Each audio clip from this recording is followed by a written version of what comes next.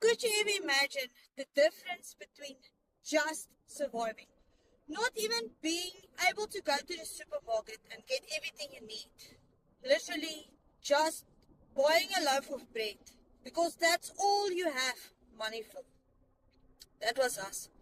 We'd stand there counting coins, hoping the card wouldn't decline. It's one of the worst feelings ever. Not just the stress, but the shame that comes with it. When you're doing everything and you still don't have enough.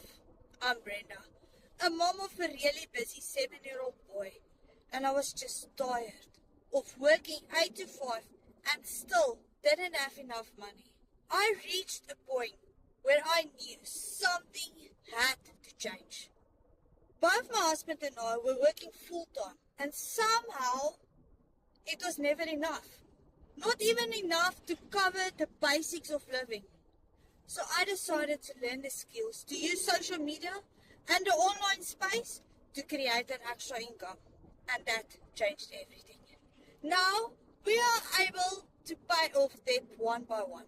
And for the first time in years, we actually having a savings account. And the peace that comes with that, you can't put a price on it. So if you're tired of just surviving and you want to learn how to start earning an income online too, comment me.